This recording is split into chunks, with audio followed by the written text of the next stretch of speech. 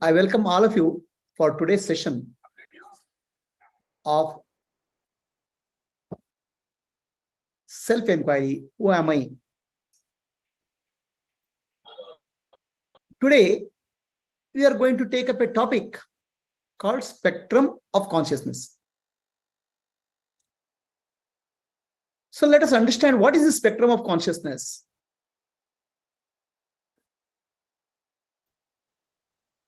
So entire spiritual journey, what we call as journey, if you can call it as journey, it's about consciousness. Today, we are trying to understand various dimensions of manifestation of consciousness. So this I indicate as a spectrum, like a rainbow, many colors. So let us understand what is consciousness. So the consciousness is something which even scientists are not able to understand. Scientists are also perplexed by the nature of consciousness.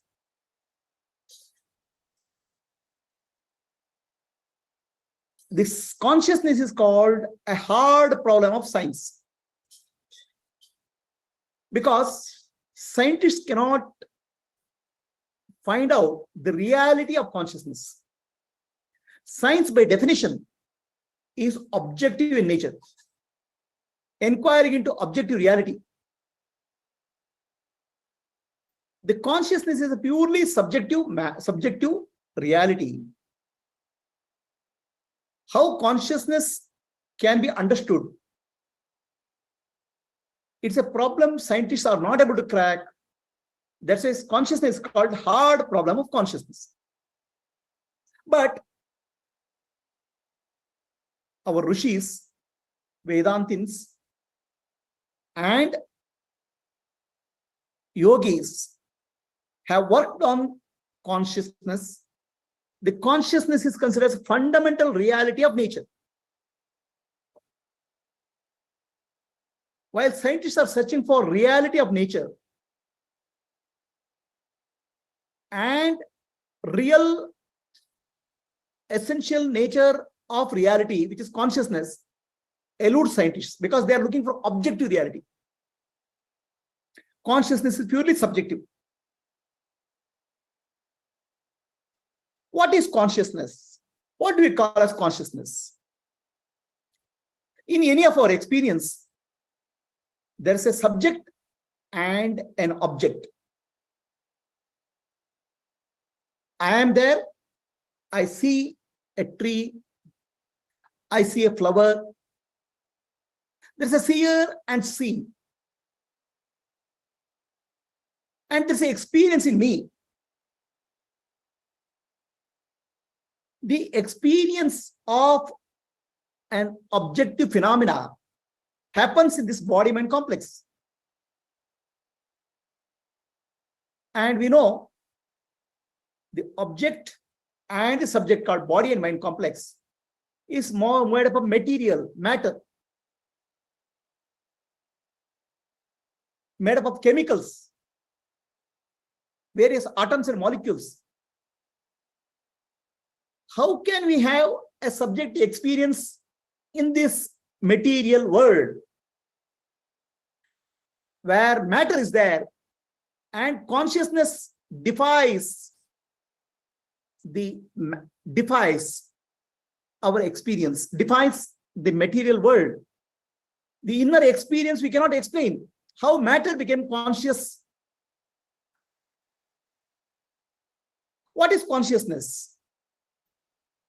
Consciousness we can use, or we can say,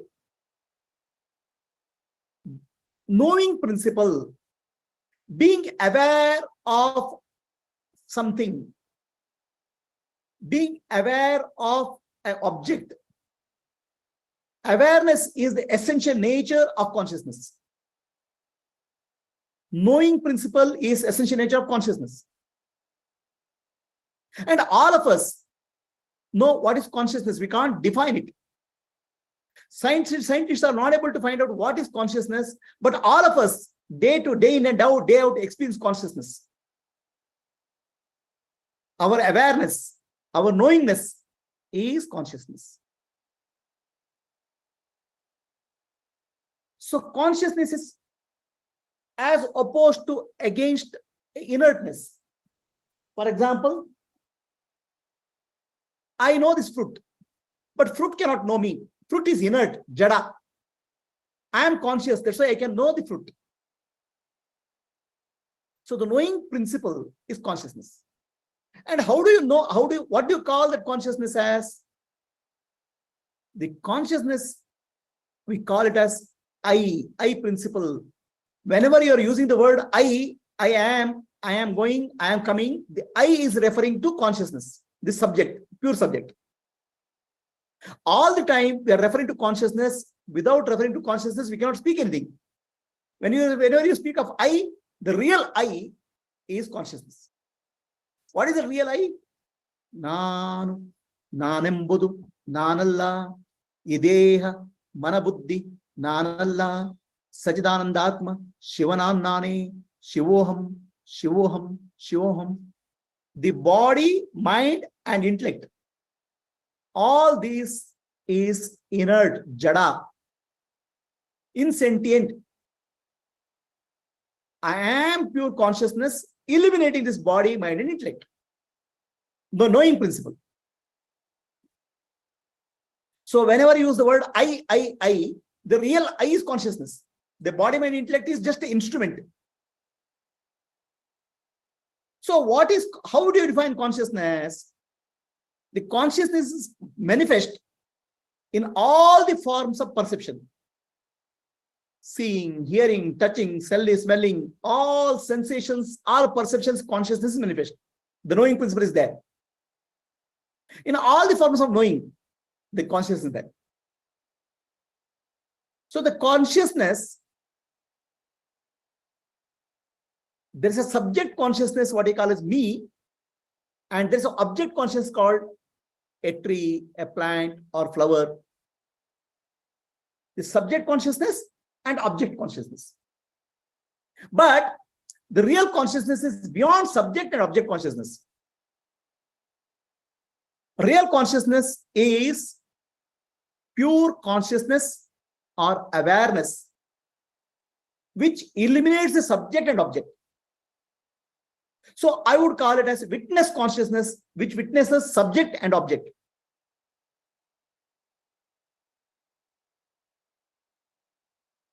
The consciousness is the essential nature of witness.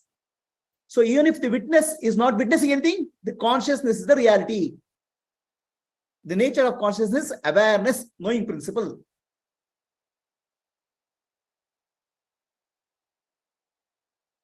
So the consciousness,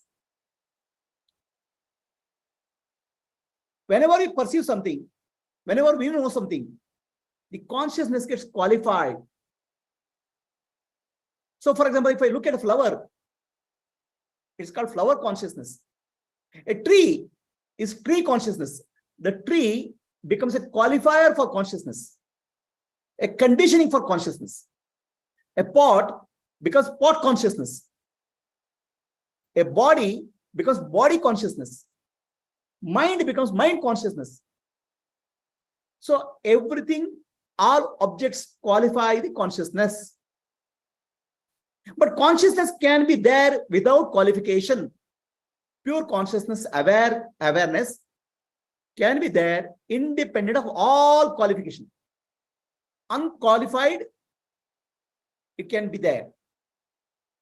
So being the fundamental nature, the consciousness can be there without qualification.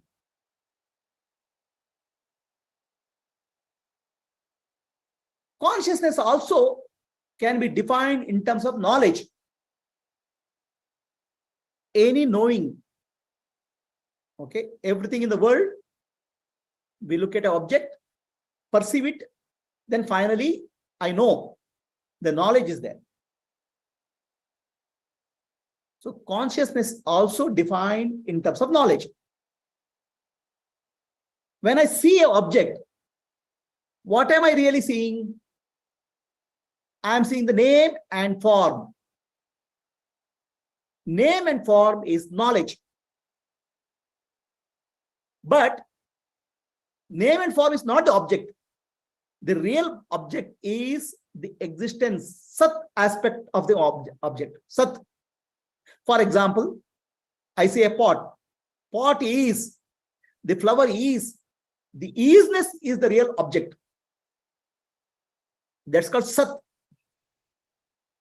And the Sat is the, always when I observe something, I am sensing Sat to sense organs or to the mind or to the intellect.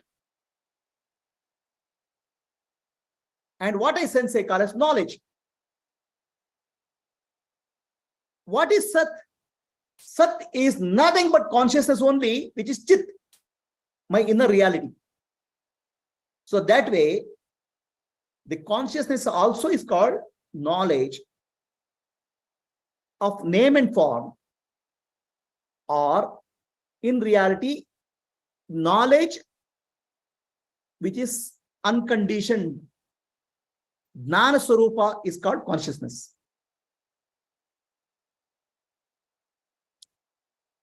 When we speak of consciousness, we also speak of mind and matter. All our experience of life happens through our nervous system, brain. The thought process in the brain is called mind. So we think there is a world out there, which is objective world, which we call as matter, and mind, which is something personal to me, called subject. Mind is nothing but a bundle of thoughts. So the mind and brain are very closely related.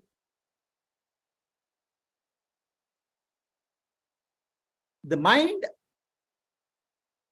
is nothing but thoughts appearing in the brain. So we cannot separate out the mind and the brain very easily. Brain is solid and objectified, whereas mind is subtle, non-physical. But they're very, very closely interlinked. But both mind and the brain are matter only. Mind is subtle matter and brain is a gross matter. The consciousness is the one who is the knowing principle which knows the mind and the matter, the subject and the object. So why we are speaking of brain? Because the entire world which you perceive, including my body, is nothing but an image in the brain. So we think that body is outside, but body is really an image in the brain. The world what we see is also an image in the brain. So all that we are seeing is a new movie which is going on in the brain all the time, and that we call as mind. The screen is in the brain. The brain is the screen in which the movie is projected. The movie is the mind, and brain is the provides the screen. And I am the consciousness who is witnessing this movie in the brain. And we think that there's a world outside, there's a world inside. So that it gives a 3D effect. Some world outside, world inside. But entire movie is happening in the nervous system. So brain, you can think it's like more like a computer. Like computer has various parts. Our brain also has different parts. So for example, the front part of the brain is called thinking brain, decision making. And the middle part of the brain, which we call limbic brain, is more called emotional brain, which is responsible for our emotions, reactions. And the spinal cord is for crisis management. Our brain works like a computer. Our mind works like a software.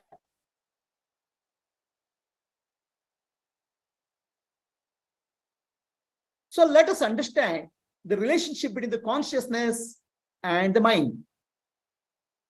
You see here, there's a spectrum. White light falls onto a prism and breaks into multiple colors. 7 colors of rainbow. But to start with, this originally it's white light. What is the spectrum of light has to do with us? The pure consciousness, awareness, which is non-dual, reflects on the brain. The brain is the prism. And it breaks into multiple colored universe, what we see outside. So the question here is, are we looking at the world which is already there, or brain is projecting the world? So the pure consciousness called I is reflecting this brain as I am, and through sense organs and the mind, sense organ, the body is perceiving a world outside. The light from the pure consciousness is called Atma Jyoti, is illuminating the brain and the body.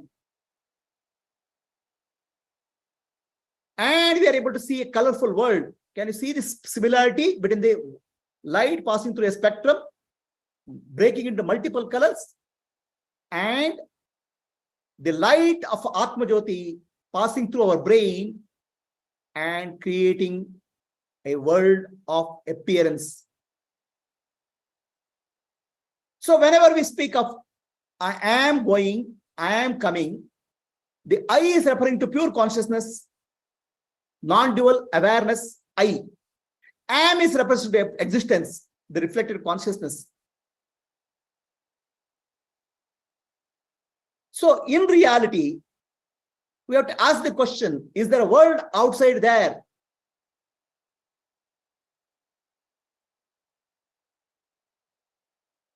When the scientists put a probe to the brain, what they measure, when they see the waking state and dream state are exact brain waves.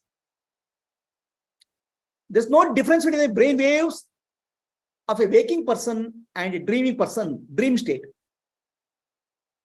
In the dream, we see a big world. We go in a forest. We see animals. We see mountain.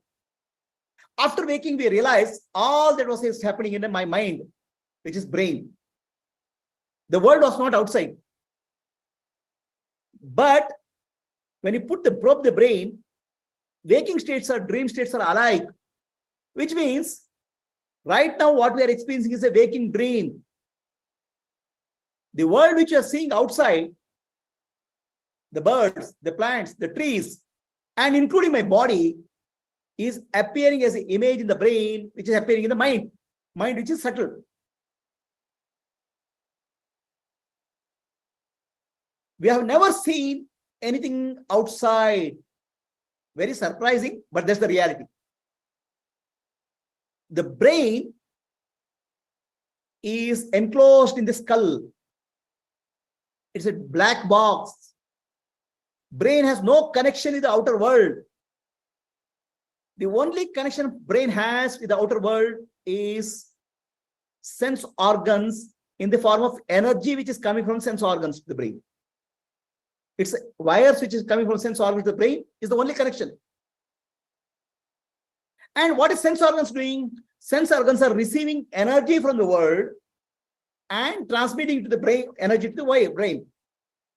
So light energy is received by sense organs, and light energy is transmitted in the form of biological energy to the pranic energy to the brain. Similar, sound energy is received by sense organs and transmitted as sound energy to brain. So the brain has no clue what this energy is about.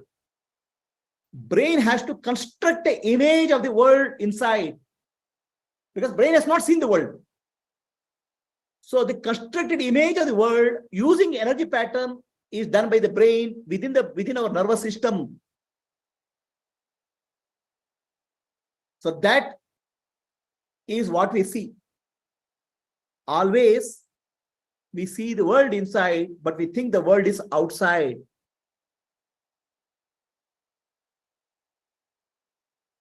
In a sense, brain is like a biological computer. The pure awareness, which is non-dual, absolute I, appears in the form of energy waves. So that energy waves is nothing but pranava or omkara, vibration.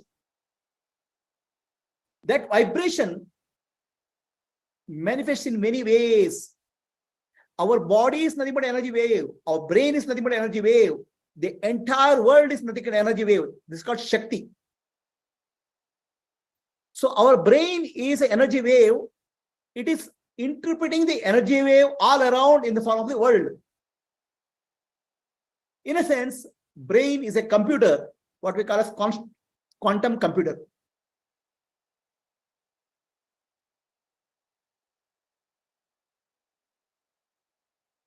The pure awareness, light of the self, Atma Jyoti, what we call as I,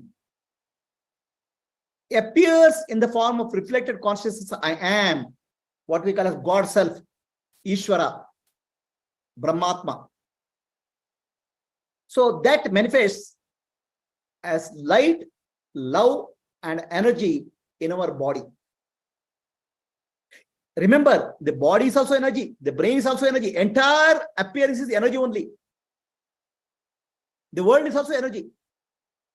The light is awareness, love in our heart, and life force energy in our Manipura center. It manifests. So this is what we call as Ishvara or God. The transcendental self, pure awareness, manifests as I am in my nervous system, and then I associate the body or mind or intellect. Whenever I speak of I am body, I am speaking of three things.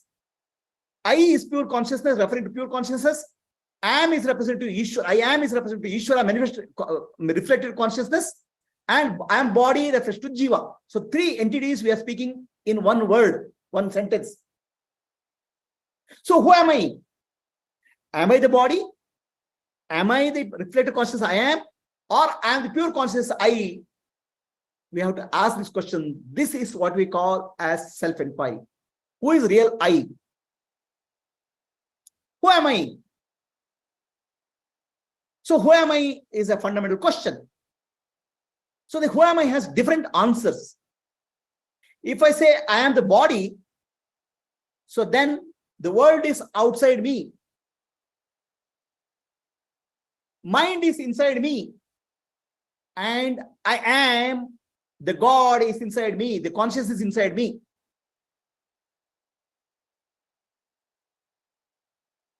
If I say I am is the mind,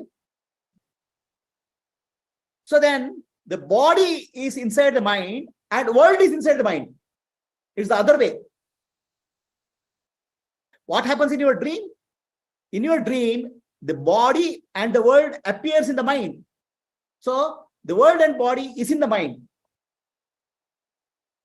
If I say I am consciousness, then the world, the body, and the mind is appearing in me. So the question is, who am I?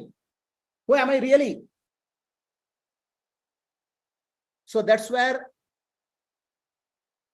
our dasas, great dasas, they composed a poem. Neen mayayolo, ninnolu mayayo. Is that Maya or appearance is inside you, or you are in the Maya? So we think that we are in the Maya. In reality, Maya is appearing inside us. The world is appearing inside our brain.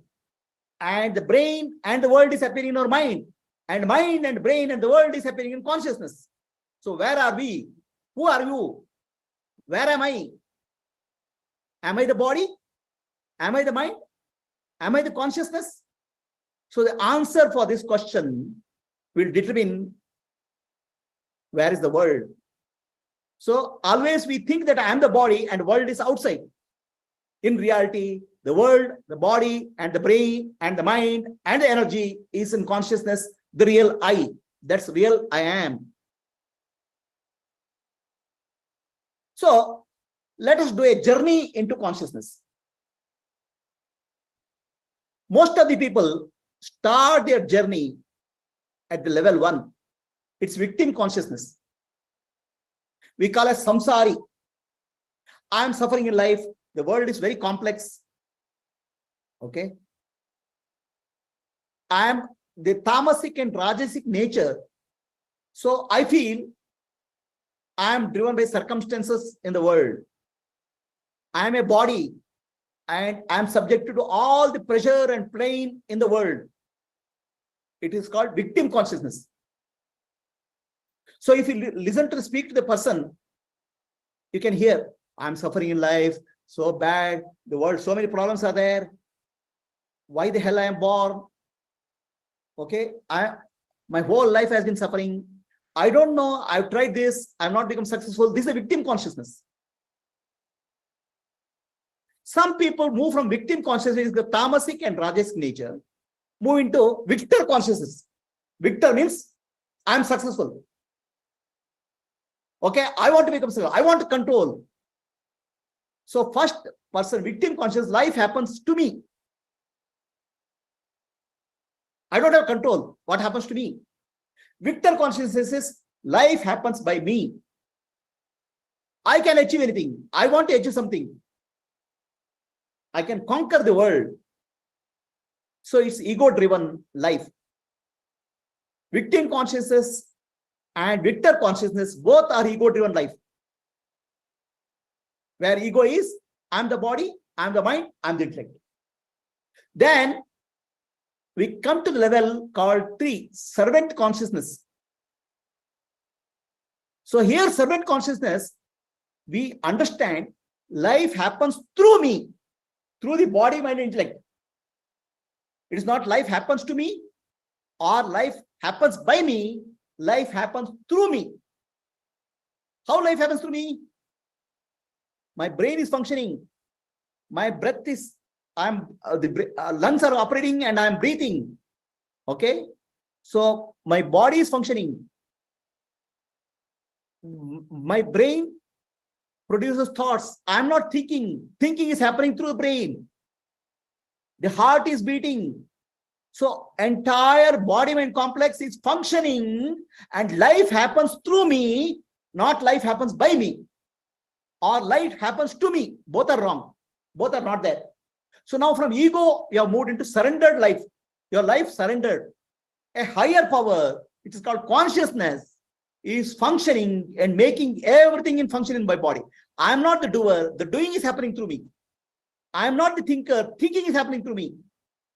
So like that, from victim consciousness to victor consciousness to servant consciousness, we move. That's where we become bhaktas or devotees. Devotion develops to the higher power, which is functioning through this body-mind complex. Finally, this servant consciousness, surrendered life, purifies us. The victim consciousness and victor consciousness causes a lot of impressions in us. The life devoted servant consciousness is called bhakti. The person has gone to sattvic quality, purifies chitta shuddhi. Then finally, it gets jnana with the grace of a master, guru. So then you go into unity consciousness, where me and the power is not there. One reality functions as me and the world. It is not functioning through me also. Life happens through me also. There's only one reality appearing as me and the world. There's a unity consciousness. There's no subject-object duality. There's no ego. This is called Jivan Mukta or Gunatita or enlightened one. Victim consciousness to victor consciousness, servant consciousness to unity consciousness. You have to discover where you stand. Where are you? Where am I?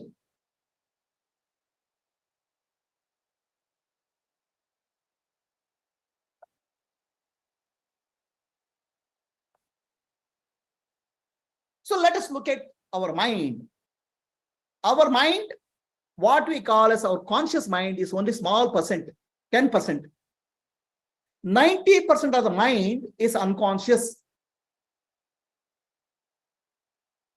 The unconscious mind is functioning and driving our life. And who makes this conscious mind and unconscious mind function? That is the universal consciousness, the I am principle, the God. So let us explore our states of consciousness.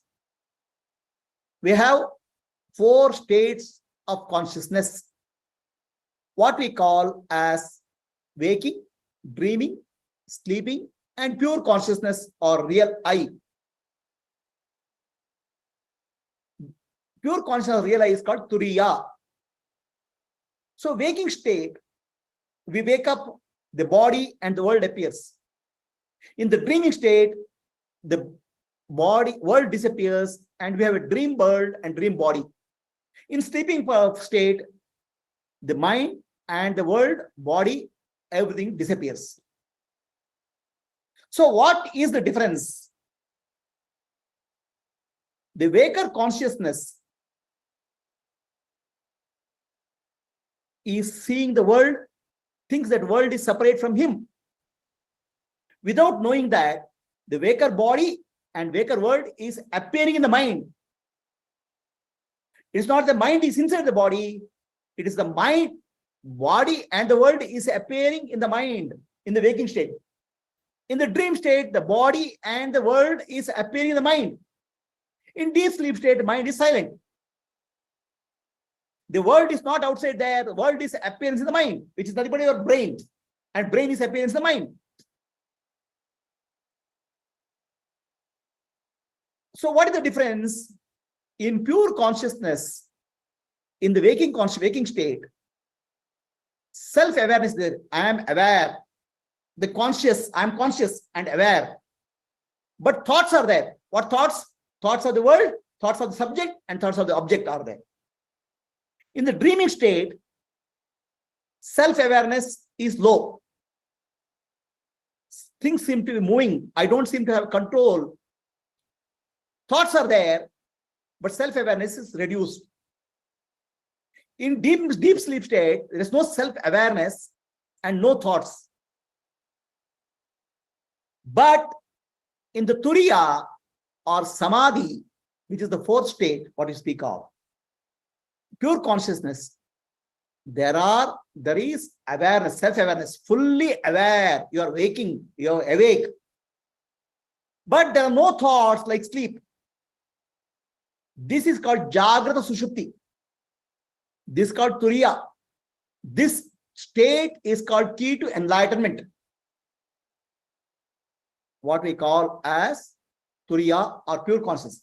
What are the signs? You are fully awake and alert, like in waking state. But there are no thoughts like sleep. What happened to thoughts? Thoughts have reduced, and you realize the thoughts are mithya. So you are still, you are fully aware, but sleeping. This is called Jagrata Sushupti, the waking sleep. Waking sleep is key to enlightenment. So if you say, many people say, I meditated, I don't know what happened, then you have gone to this state, sleeping. No thoughts, no self-awareness.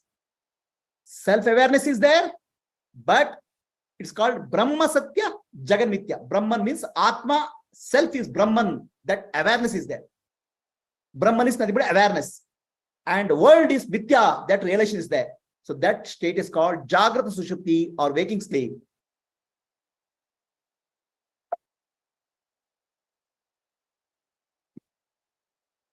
There are many other states we encounter in life. For example, there is coma. Some person goes through coma. he doesn't respond to external stimuli. Hospital, they put on a ventilator and all. So now this is similar to a sleep-like state. So out of 4 states, waking, dreaming, deep sleep, this is similar to a sleep-like state. It's not a new state, but similar. Only thing is, in sleep, you come up after some hours. In coma, you may prolong and may die after some time in coma.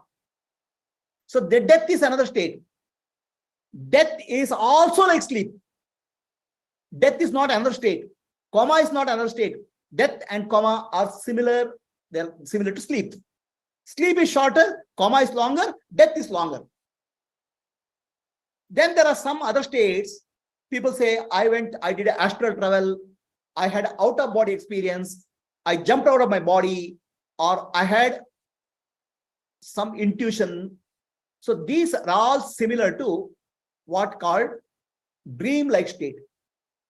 So any other state like death, coma, and OBE, ND, near-death experience. Some people almost die.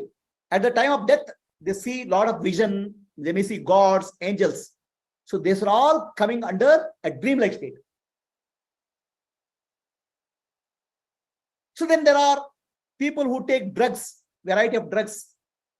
So the drugs can induce a hallucination. They may see gods, demons, heaven, hell. So these states correspond to dream state. Then there is a psychological disturbed states. Some people are psychologically disturbed. They correspond to a dream-like state. So then there is Ramakrishna Paramahamsa saw Mother Kali standing in front of him in flesh and blood. She takes prasadam from him. So this comes under superconscious state or some variation of Turiya. So then there are people who experience what we call as cosmic consciousness, oneness with the universe. And that oneness with the universe, there is a lot of love, a joy. I am one with the universe. This also comes under superconscious state or a variation of Turiya. So now, what you have to understand, we have spoken of so many states: waking state, dreaming state, sleeping state. In reality, any other states like coma or near-death experience, they all are alcoholism or drug addiction. All of them can fit into either dreaming state or sleeping state. Coma is sleeping state. Now, this waking and dreaming, it appears as though it's 2 states. Actually, waking and dreaming is 1 state. It's a dreaming state. A dream is a short dreaming and waking is a long dreaming, long dream. It's called Maya. So there are not 4 states. There are only 3 states: waking and dreaming. Waking and dreaming is together 1 state and sleeping is another state. In reality, there are no 3 states. Waking, dreaming, and sleeping are not 3 states. In reality, there's only 1 state all the time, Turiya. Turiya state doesn't come and go.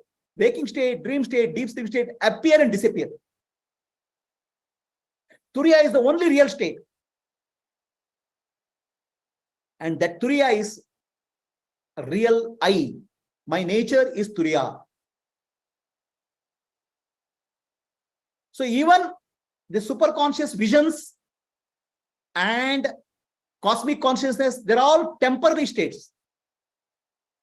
It's very closer to a higher level of dream. The absolute reality, Turiya or my nature, does not come and go. It's always there. So one who realizes this is in Sahaja Samadhi or natural state. The Sahaja Samadhi is a state of enlightenment or liberation. In the waking state, dream state, deep sleep state, coma, or death, in any state, I am only the reality. I am of the nature of awareness. Everything else is just appearance and disappearance. Everything is mithya. I am only satya. So one who has realized that is called Sahaja Samadhi. For him, he doesn't go through waking, dreaming, deep sleep, or coma, or death. They happen in him. They happen, appear in Turiya. And what appears and disappears is not real, Mithya. Satya is Turiya. I am of the nature of Turiya. It's not that I go to Turiya and come back. Then Turiya becomes a temporary state. I am always in Turiya. It's like you can think Turiya as a movie screen. And waking state, dream state, deep sleep state, coma, death, they are movies which are going on the screen. The screen doesn't change. I am the screen. So that is called enlightenment. So let us look at the consciousness. We can compare consciousness to an ocean, an infinite ocean. So in ocean, the waves rise and fall. Big waves, small waves, because the energy movement is there. But if you go deeper in the ocean, at the surface level, there are waves, but deep inside ocean, very stillness is there. No movement. The water is very still. The waves are there only at surface level because of energy movement. Our consciousness is also like that. At the surface level of consciousness, we have movement called mind and the world. At the deeper level of consciousness, we have only stillness, deepest silence, stillness. That's called Turiya. So water appears as a wave and ocean, but water is not changed.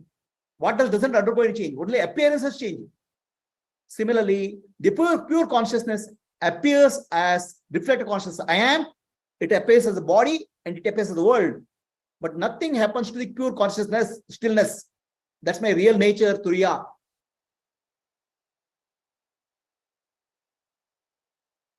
How do I go back to Turiya? So we have a story of Hanuman. On the right hand side, somebody asked Hanuman, who is Rama to you? Hanuman says, Rama, when I open my eyes, I feel body conscious. I identify the body. The consciousness identifies the body. So that time, I am servant of Rama. I am Ramadasa.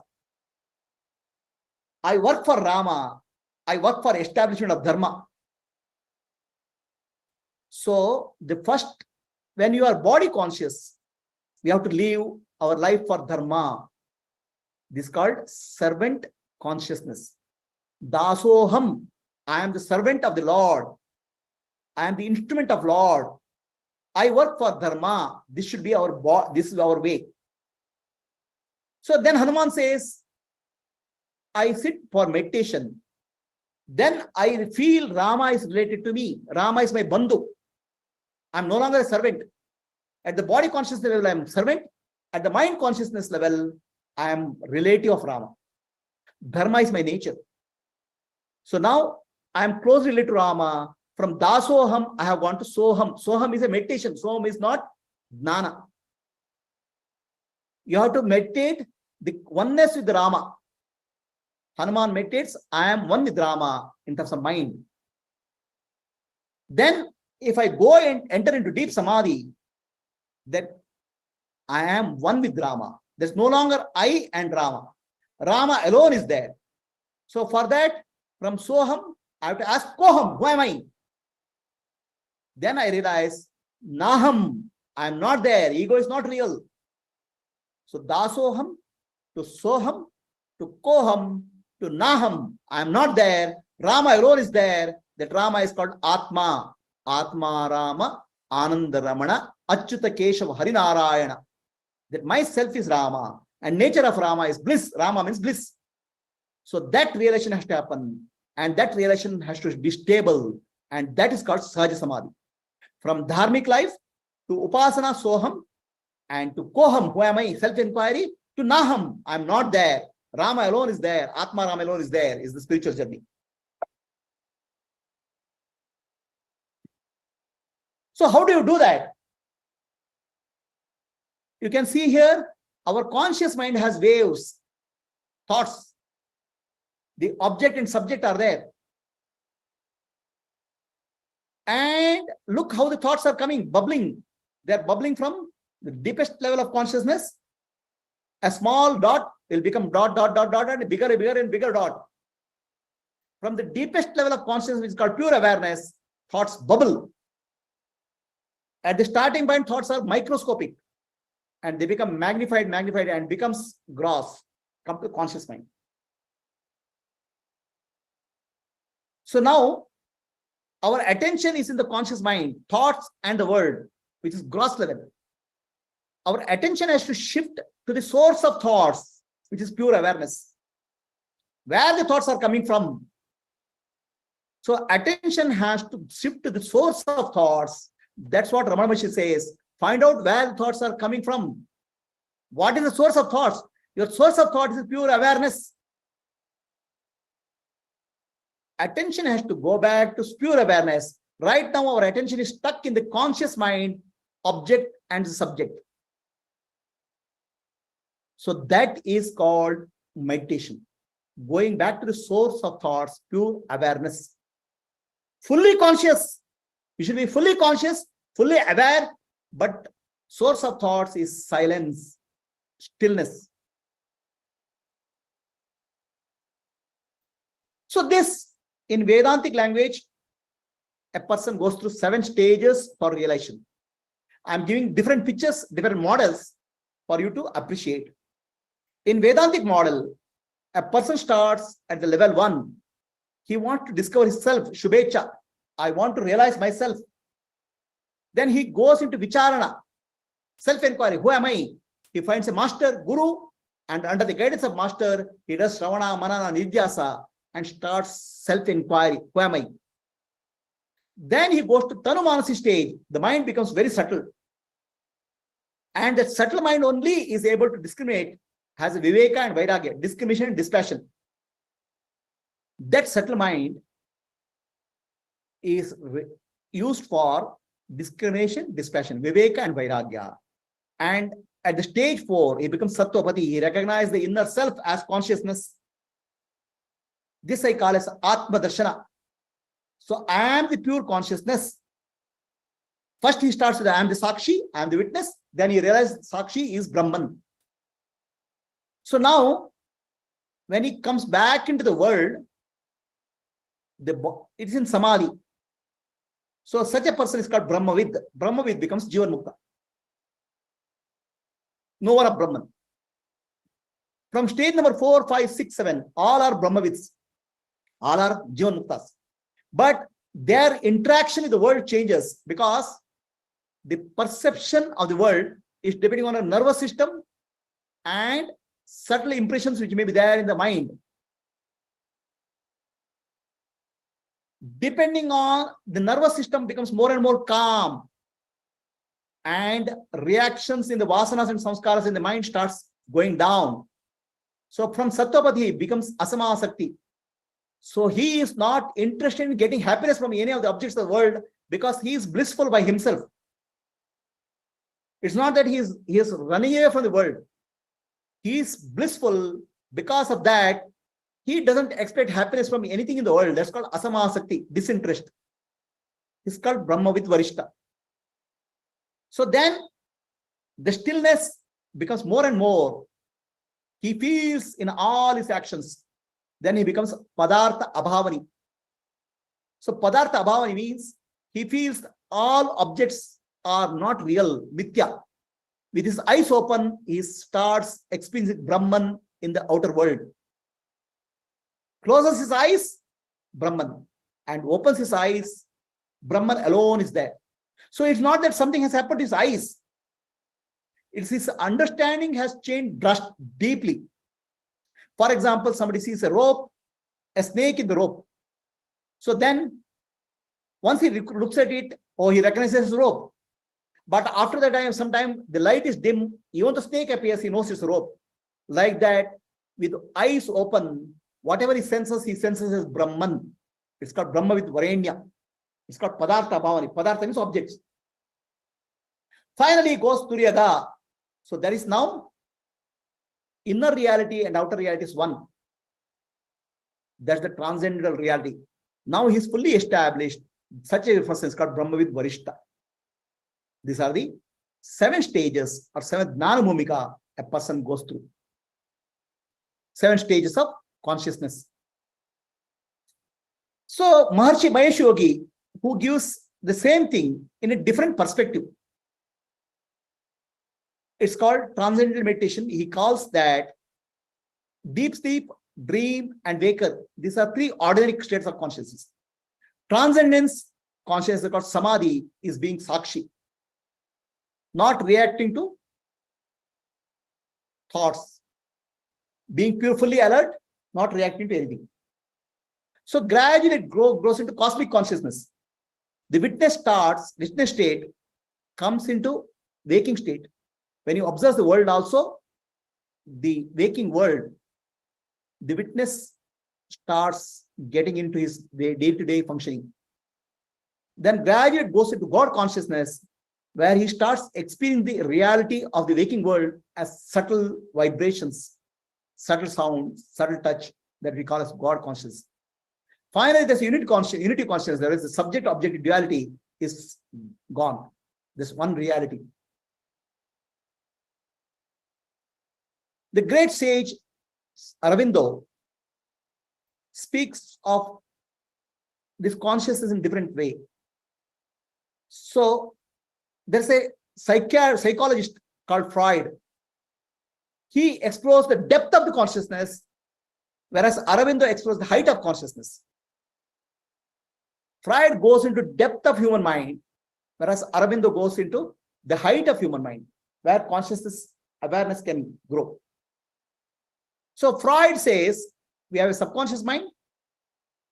Below the subconscious mind, unconscious mind is. Subconscious mind is storehouse of impressions. Unconscious mind is our past life, our deep memories. Below the unconscious, we have a collective unconscious. Our unconscious is coming from the collective unconscious of society. Society's unconscious is there. Below that, cosmic unconscious is there. The cosmic unconscious is called as archetypes. For example, deeper in the society, there's an appreciation for heroes, there's an appreciation for warriors, there's an appreciation for variety of characters. This doesn't come from conscious or subconscious, it comes from the deep unconscious. So the demons are there, asuras are there, devatas are there, deities are there, or various forms of deities. They come from deep cosmic unconscious. So then Aurobindo says, let us explore the higher level of consciousness. So first he says superconscious is samadhi, which is actually being witnessed. Then collective superconsciousness, which he calls as God, the society, collective unconsciousness of society. Then he calls as nirvanic consciousness or cosmic superconscious state, where there's no duality, one reality called cosmic superconscious. So like that, the Freud explores the depth of human consciousness. Sri Aurobindo explores the height of human consciousness. Yogis look at it in a very slightly different way. Akara, ukara, ma, omkara. Omkara is the primordial sound, energy. So akara manifests as waking state. Ukara manifests as dream state. Makara manifests as deep sleep state. And silence beyond akara, ukara, makara is samadhi or turiya. So yogis speak of, there's a transition state between the waking state and dreaming state. It's called unmani. When from dreaming to when we go to waking, there's a gap. The gap state is neither dream is there nor fully waking up state is there. That's called unmani. And between dreaming and deep sleep, there's called another state called aladani, a transition state. And from deep sleep, we can go into samadhi, a silence of the mind, which is fully aware, but there's no thoughts are very minimal. So that becomes the transition state for Turiya. Samadhi is also a temporary state. Turiya is the final realization.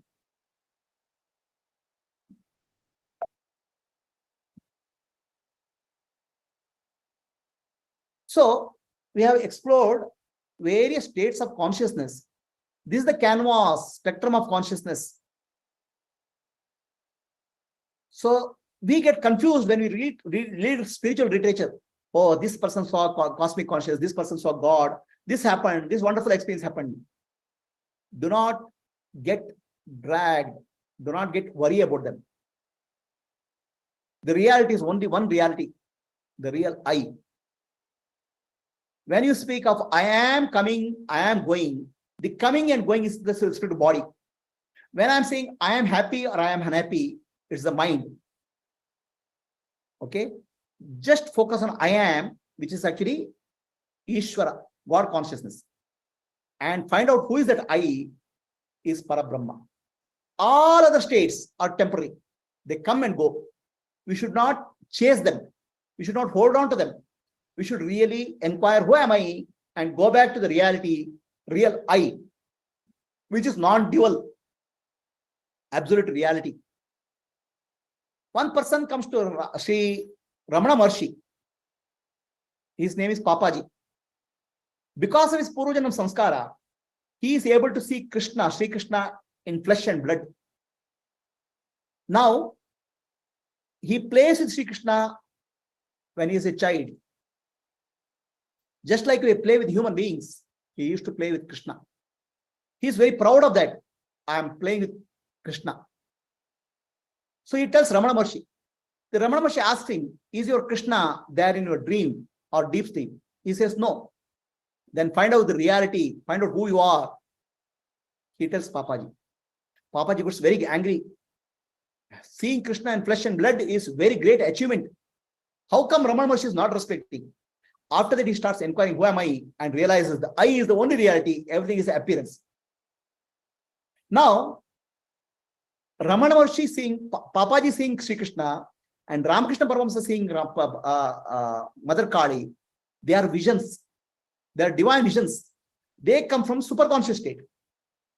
Somebody takes a drug and or what we call as hallucinates. They are coming from deep subconscious, unconscious states. They are different, but both visions and hallucinations, they are temporary. Visions will uplift us. Visions will give us inspiration, whereas hallucination causes disturbance. You should not get into drugs. Visions are good if they come, but don't chase the visions.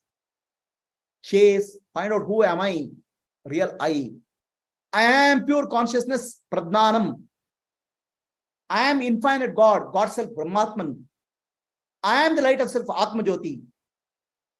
Antar Jyotihi, Bahir Jyotihi, Pratyak Jyotihi, Paratpara, Jyotireva Jyotihi, Swayam Jyotihi, Atma Jyotihi, Shivasmiham. Realize you are the light. You are the light illuminating the body, mind, intellect, and the world. Light of Self Foundation, Atma Jyoti Satsang, as a part of Atma Jyoti Gurukulam, is bringing this program to you. We are recognized by Karnataka Sanskrit University. We are a 25-year-old organization from 1996 to 2022. Many Atma Jyotis are working as volunteers for self-realization and selfless service.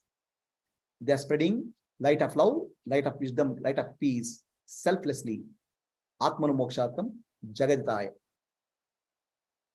So all of you are welcome to explore our website, YouTube channel, subscribe to our YouTube channel, and share videos with your friends and relatives who are interested.